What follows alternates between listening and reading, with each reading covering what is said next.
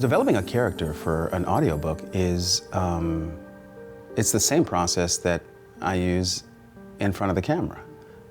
It's acting. So you start with those aspects of you that you have in common with the character and work from there. It's largely imagination and performance.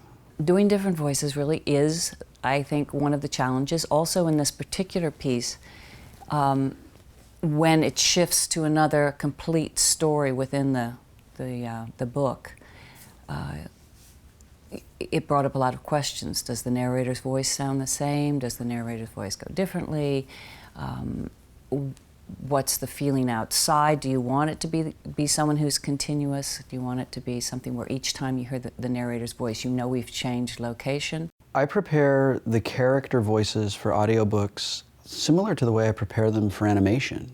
I get a sense of who the character is and kind of trust my first instinct for what I think this person should sound like.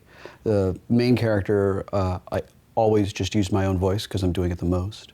And it's important to me as a reader and as a listener to have clear distinctions between characters. When I'm reading something, I can see where a new character begins to speak.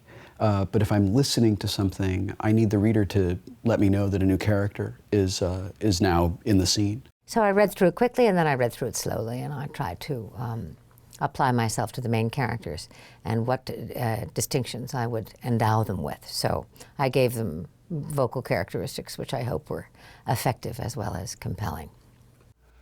I'd never done a Russian accent before. I spoke with our wonderful engineer, Sally Layton, who suggested that perhaps I should channel Boris from Boris and Natasha, who we all know. And therefore I was Boris in the booth and she was Natasha on the controls.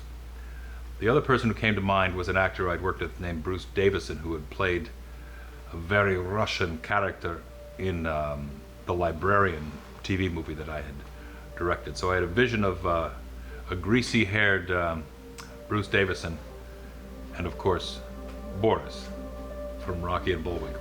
Hopefully, entertaining was the combo.